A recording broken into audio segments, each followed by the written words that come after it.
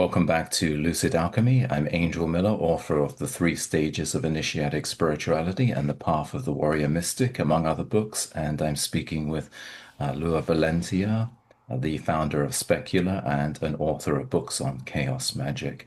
And we're going to be discussing escapism versus restoration. So recently I heard someone saying, I deserve some time for myself.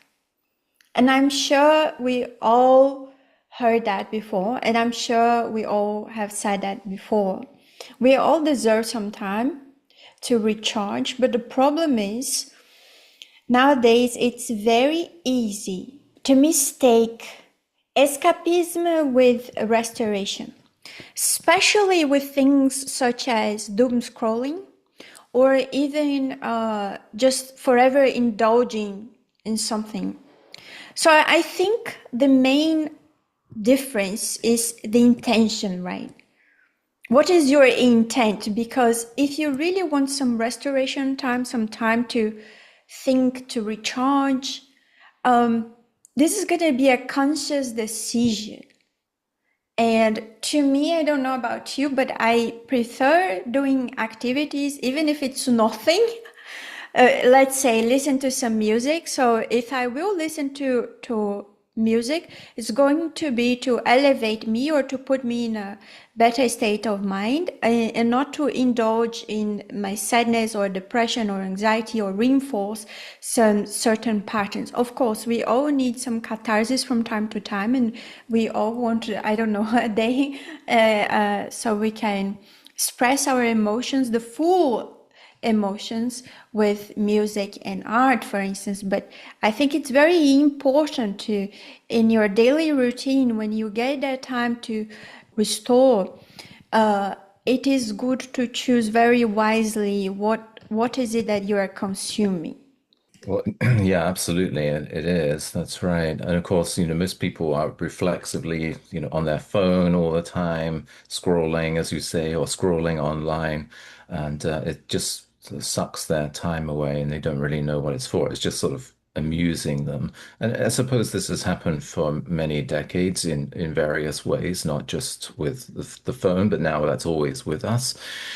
People mindlessly watching TV before, but yeah, now it's always with us, so it's a bigger danger. But of course, there are other more elevated sort of forms of doom scrolling. So, for example, constantly reading, books on self-help, but never taking any action. You think, well, I'll just read this extra one book on self-help because that seems like it's going to have the answer, and then I can make a start, and but never actually starting. So. Yeah, so even intention sometimes can be good, right? Can be, well, I have the intention to do something, but never actually doing it. Yes, we are entering Virgo season right now, and it's all about organizing, and we love some lists. I personally love doing lists and organizing and cleaning and all that.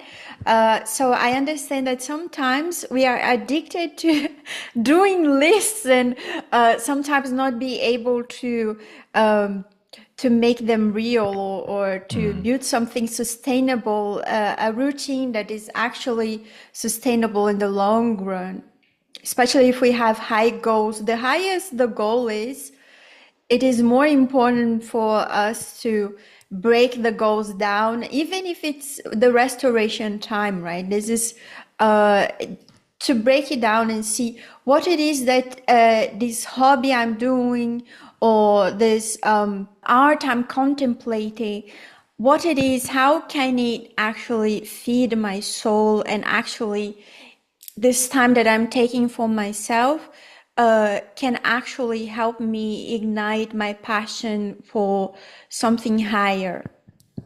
Always yeah. aspiring to our higher potential, higher self. That's why we always say, oh, we're talking to the higher ranking people here. For sure. Yeah, so that can be a problem with lists that you just create lists. But yeah, but I do create lists and then strike things off or remove them from the list. And this is not exactly the same, but sometimes when I'm writing a book, if I do feel a bit stuck, sometimes I'll just move the chapter titles around. It's a kind of contemplation about how I think it should go, even though it's not very productive. It's just a way of sort of contemplating it and trying to look at it at different angles. So maybe lists can be like that as well, where we try and see things from a different view. I Sorry, go love ahead. that because I heard someone talking about kinetic energy. I think you said that as well. The importance of kinetic energy, the movement. So just shuffling things Mm, around can mm, bring you a new perspective. And sometimes just doing the same thing but in a different location. So hmm. let's say if I enjoy journaling, perhaps journaling on my bed can feel a little bit depressive and can feel a little Mm. bit too indulgent, right? So Yeah. perhaps going to a park, having to Hmm. walk there a little bit and to watch the life around me can bring this new energy, this movement is so important. Yeah, definitely. Movement is absolutely important. And when you're feeling stressed, your body changes and you kind of curl up. And or maybe you're just slouching because you're tired or you're sitting on a train or something. But when you change your posture, things change. Mentally, I remember I give this example a few times. But years ago, I was speaking about at a conference, and I was talking about the higher man, and I'm often very busy, and I hadn't had any time to really think about this talk, which is not unusual for me. And then I felt fine. I wasn't nervous, but then about 10 minutes beforehand, I started thinking, oh no, why? Why did I say yes to this? I'd much rather be at home. And I could feel it. It felt like a weight on my shoulders, and I could feel myself sort of being pulled down. And then I said to myself, I'm giving a talk on the higher man. I need to at least stand like that, not be sort of like pulled down. And as soon as I changed my posture, I felt, oh, this is no big deal. Just give the talk, and it worked. And so just changing your posture has a real psychological, we might even say spiritual effect. So I, it's something I to be mindful of. That's for sure. But you have the gift. You have the gift of communication. You can the Gloria for in the specular system it will be the Gloria. You have Gloria by your Mm, side. You shine very bright, so it's very easy. But what you said, I heard someone saying that if you occupy more space, if you become bigger, this helps a lot with their confidence. It's all about confidence, right? And the fact that you can very rapidly make associations. And with one yeah. word, you can come and talk for as long as you need. This is a great gift, but because also you know exactly what you should do to improve it. Sometimes we want to do something such as journaling, but it can become more of a burden than a fun experience as well. Mm. And how do you differentiate what is indeed escapism versus restoration? One tip I give out, I'd like to hear from you, but one tip I would give is the energy you feel after the experience. Hmm. So let's say, for instance, I'm a content creator and I very often must check the trends, the Instagram trends, what is Yeah. happening, what they're doing, what could inspire me, right? But again, if I'm escaping, I would just go. Perhaps I do have the intention, but it numbs. I numb the intention down, and I just scroll, and I forget. And when I see, oh my God, it's been 30 minutes looking at nothing. Why am I here? And I'm not even enjoying this. And they're trying to make me believe in a certain political topic, whatever, because Mm, the algorithm is always trying to allure you to a fear mind state. I've observed it. yeah, yeah. So the energy you feel after, if you feel energized, if you feel inspired, if you feel rested, if you feel relaxed, that's a great indication that this is indeed restoration. Now, if you feel more empty, drained, if it feels like a burden more than anything, then I would Yeah. say it is an escapism. Yeah, that's right. That's a really good observation. And this might be going off at a tangent, but it's not just doom scrolling. It can even be groups that you belong to. Some groups make you feel really good, and others make you put you in that mindset where it's a burden. There's some sort of discussion that or some kind of focus that makes you fearful or feeling less capable of acting in the world. And they're often sort of fundamentalist in some way, even though it might be claiming to be a spiritual group, that these things sort of enter into these groups somehow, and and end up sucking your time and your energy and kind of feeding off of you. Yeah, but in regard to restoring myself, I do try to schedule some kind of time to do that.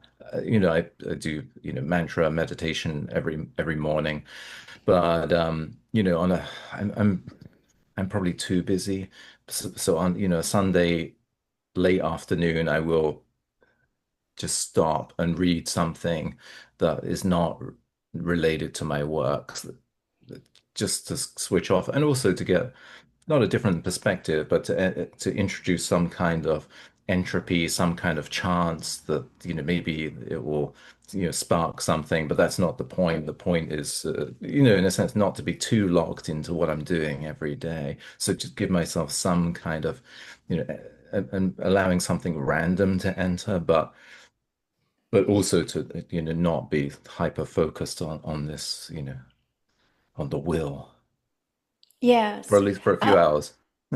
one thing I notice is that I tend to feel a little bit guilty if I'm doing something that doesn't teach me anything or Mm, it's not for my higher self, just something mm, silly. For yeah, instance, if I'm checking a movie, nowadays I don't even have any Netflix or anything at all. I just listen to YouTube with to topics related to my work. So yeah, if I want to I don't know, watch a comedy or something, I tend to feel a little bit guilty that I'm indulging in something silly. And I try to tell myself that it's just a period of time because right now, when you are young, you should strive to get as much as possible going on, right? Learning as much as mm, possible, working as much as yeah, possible, making money as yeah, much as possible. But do you yeah. ever feel guilty? And if you do feel guilty, how do you compensate this guilt? Or you just think, no, I must work all the time, or find a way to find this activity profitable somehow? Yeah. Sometimes if I'm looking at YouTube and clicking on videos that seem to be amusing and I end up, wasting time, then I might feel guilty. That said, I work solidly enough that I don't feel super guilty about it. And it's more a sense of, I am trying to let some kind of random, potential, interesting thing float into my horizon, and it didn't happen. So, not every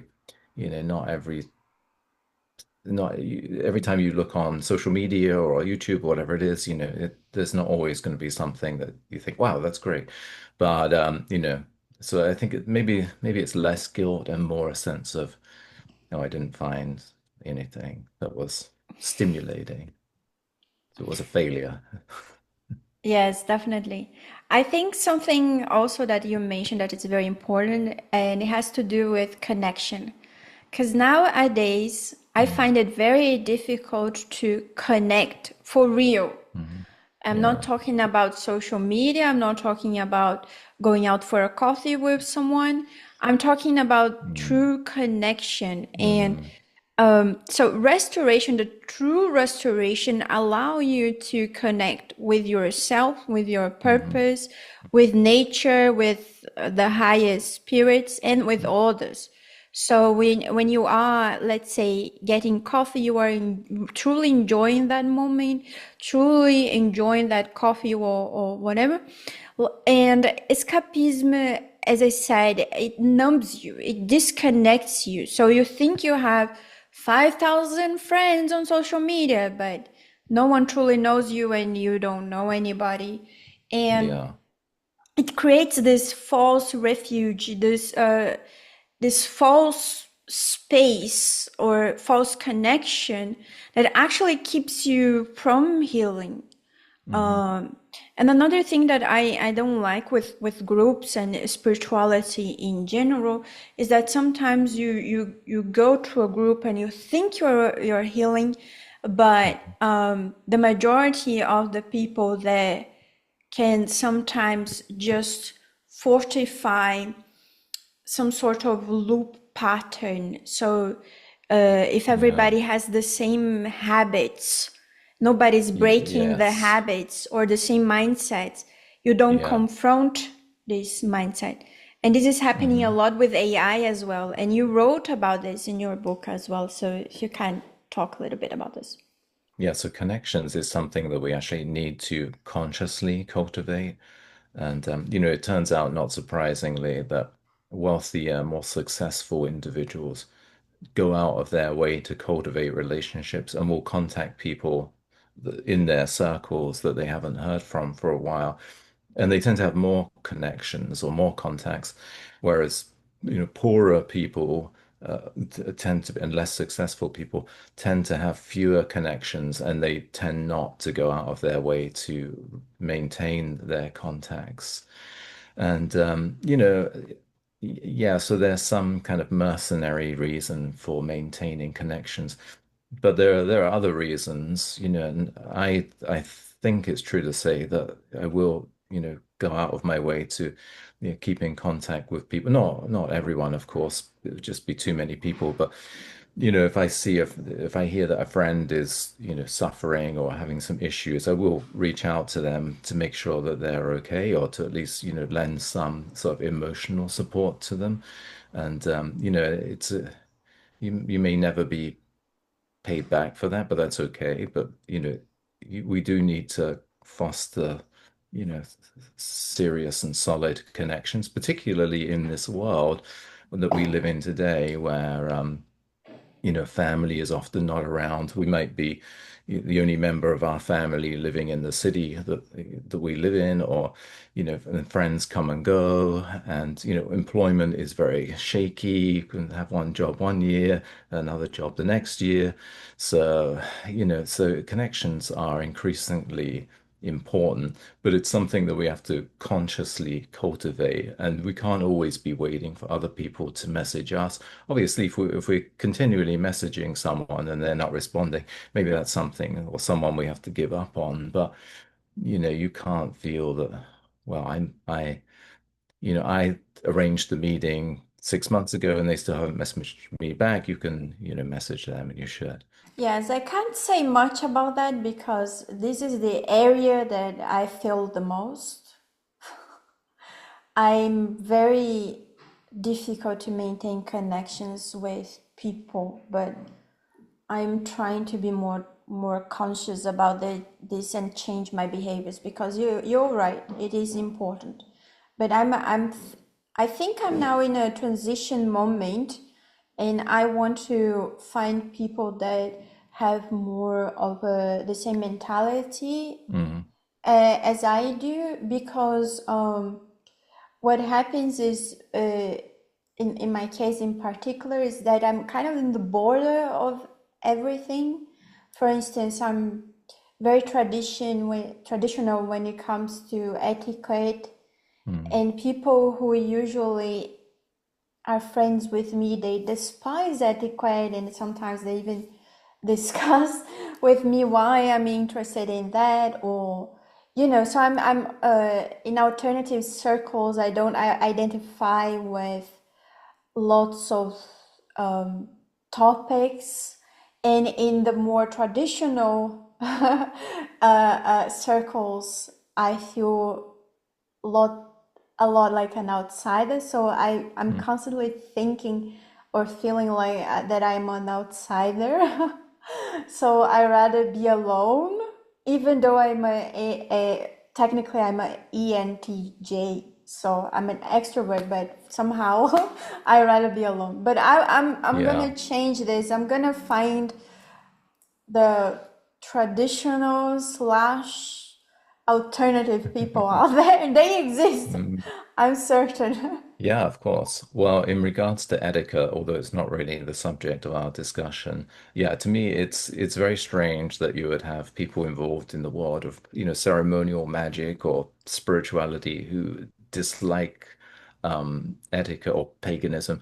What is this stuff if not a massive expansion of etiquette in a way? How you treat, let's think paganism, right? You gifts to the gods so that you might, receive their blessings. It's all based on human interactions as well. Yes. So, if you don't understand etiquette and how to form relationships with human beings, how could you possibly imagine that you're forming relationships with deities who Well, presumably are to be honest, my circle is mainly left hand uh-oh. people. So so that's why there are lots of videos and talks and discussions about how etiquette is extremely elitist. And in a Mm, matter of fact, if you actually opened a book and studied it, you would see mm, that perhaps it is in a business setting, because indeed you are in a business setting. You there is a hierarchy that you should obey, let's say. mm. But in a social setting, it favors the women and the elderly. So I'm not entirely sure why people would think this is very elitist, but okay. Yeah. Well, I'm not sure why people involved in the occult or the left-hand path would not like elitism. What are they doing this for if not to be elite? Oh my God. Okay. We're cancelled now. Cancelled. Oh, good. Limited. Cancelled Yeah. without etiquette. Yeah, I'm I sure. was born to be cancelled, so it's Born to okay. be cancelled. That's a great t-shirt. Yes, we should add it to our merch. Yeah, So yeah. another thing about escapism versus restoration. Sorry, I wasn't with my microphone. It's It okay. is about facing or avoiding reality. Restoration should give you time, should make some space for us to process reality, for us to integrate emotions, as I said, with the journaling, writing your diary, or whatever it is, and to return stronger.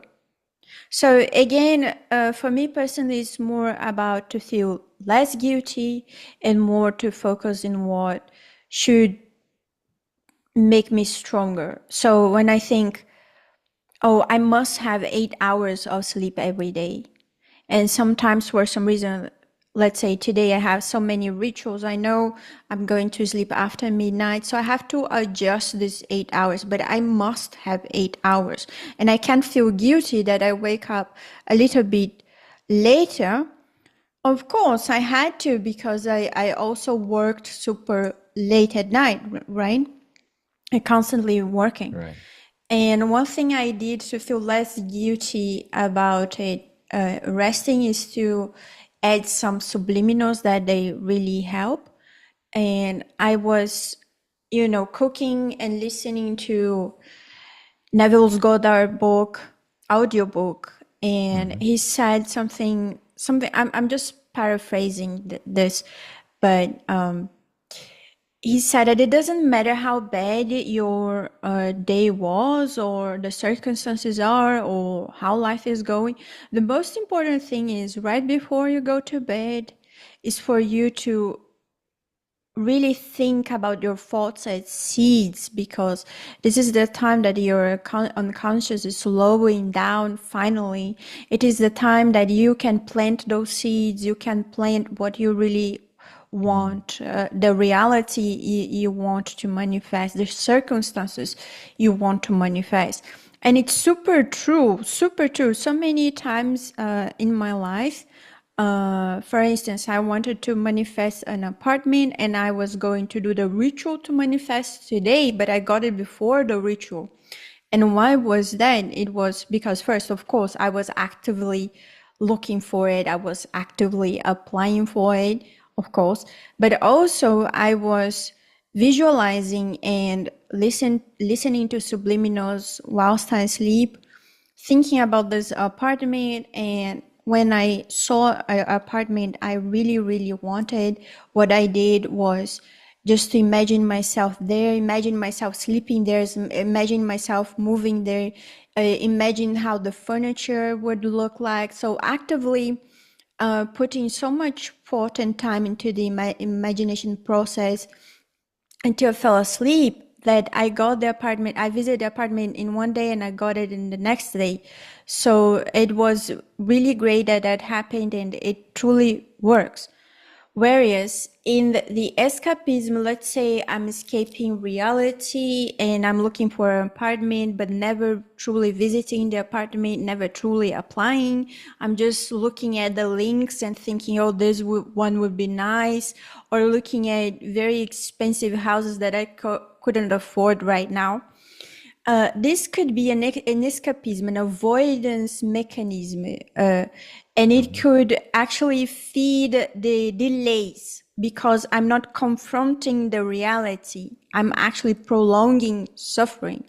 And this is the problem with escapism. I love looking at houses and architecture and mansions, of course, but obviously I had to adjust for now my high expectations with my reality, to get the apartment I could afford, for instance. So instead of escaping my reality, looking for what I couldn't afford right now, I adjust but still manifested what I wanted, which was to move out, for instance. Mhm.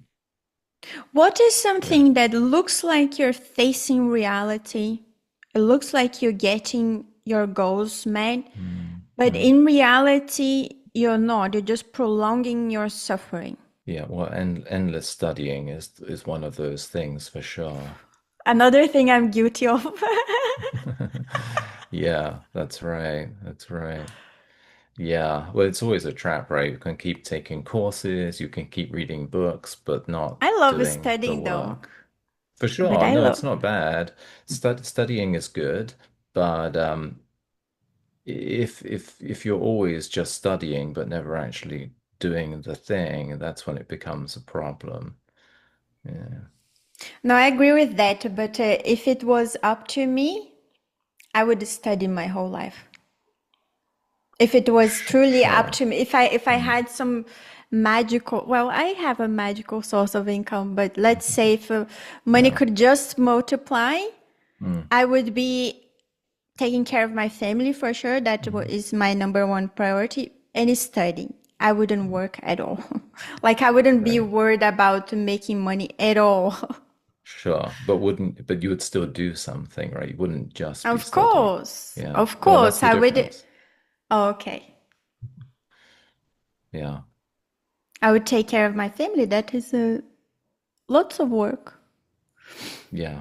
Yeah. Well, for example, naming, not mentioning any names, and it's a typical thing, but you have people who read books on magic all the time, but never do magic, or read books on religion, but never do anything religious. The Or, collectors. I call them the collectors. yeah, so yeah, or read books on martial arts, but then go to martial arts. So, you know. yeah, study, but you have to do something Oh at the yeah, same also time. practice, also practice. Yeah.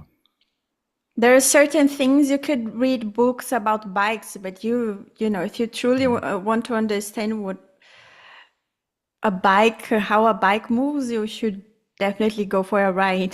That's for sure. Yeah, I think, another thing is that people overpromise so that they don't actually have to take the first step. So, typically someone will say, well, I haven't been to a gym in 10 years, but I've worked out the perfect workout plan. It takes 2.5 hours, but I just don't have time to do it. And it's like, well, why don't you take 10 minutes and work out every day? It's going to be much better for you than none at all. But then they will say, well, no, 10 minutes isn't good enough. It has to be this super plan that I've worked out. And the plan is really what the plan is. It's not a plan to work out. It's a plan to not work out. So, you know, Exactly. Avoiding. that's right.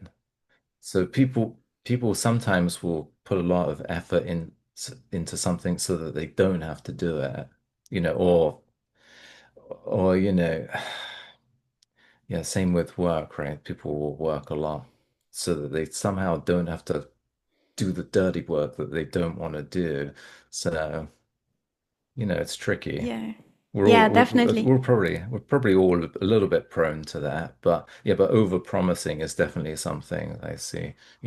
I can't possibly practice this until I have everything right, or I have the most expensive tools and the most beautiful tools, and it's going to take me a few years to collect them. But when I've got it, then I'm going to start.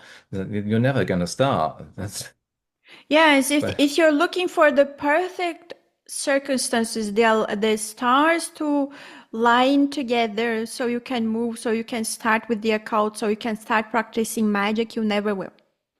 no, that's Because right. You life, won't. as I said, I had to move out twice this year. So life Yeah, is constantly changing and constantly throwing rocks yeah, at you. What are you gonna do with these rocks? yeah. That's the main thing.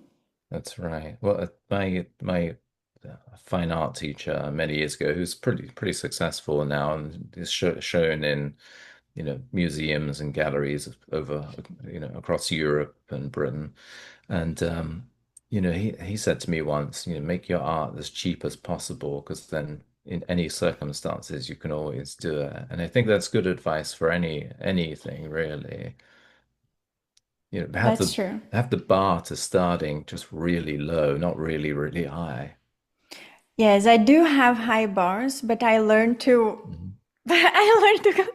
And I met once a girl. We're basically doing starting our blogs, but the difference was that I actually started mine, and she was paying six Yeah, thousand for a yeah. professional because the There blog you go. had to be perfect, Yeah, and everything. And I said, oh, you know what? I don't care that much. I'm yeah, a Virgo.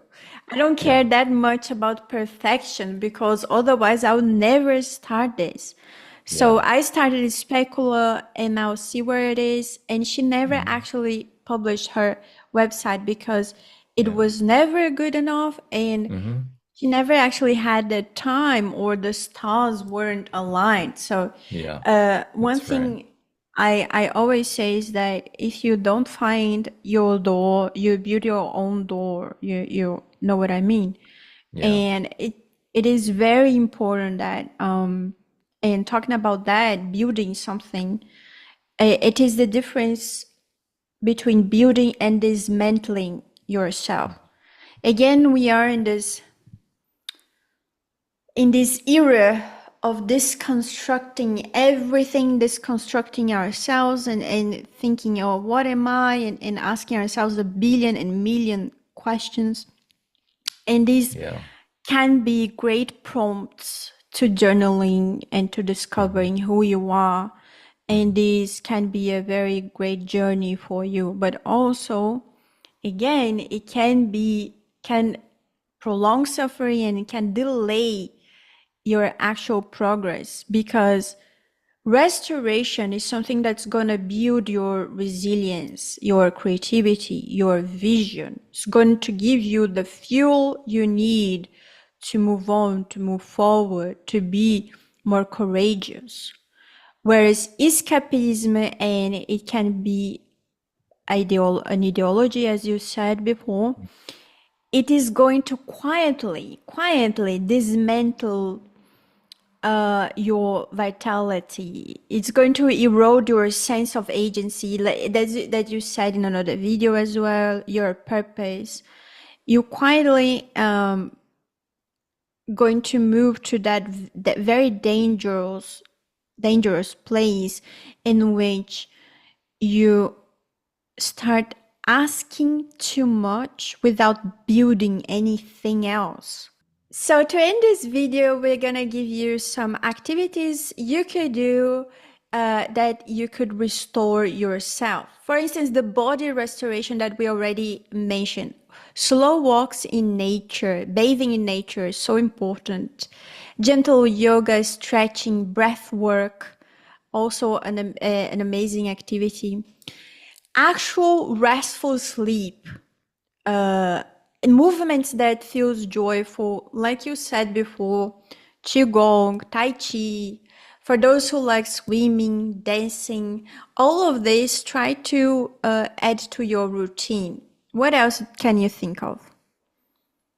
Yeah, well, creatively, you can always read a book, as we were talking about, or write in your journal, or paint a painting, create some music. I think something that enables you to reflect on your life, on life itself, and on yourself, and how you and life interact in some way. I think that that is always helpful. Absolutely. There's also a spiritual restoration that sometimes we forget, which is, for instance, lighting a candle and sitting in silence, doing your prayers, or spending time stargazing, or doing some visualization or sound healing. All of that can be very, very beneficial for you. Mhm. Yeah, and lastly, I mentioned consciously cultivating connections earlier on. And so, emotional restoration, emotional health, definitely reconnecting with people, having deep conversations, not just shallow conversations, but deep ones about things that matter to you. And yeah, connecting, maybe that's also volunteering for some organization as well. But, forging these connections is always going to be emotionally restorative. Fantastic. And may everyone watching us have a very restorative time. See you soon. Bye bye. Bye bye.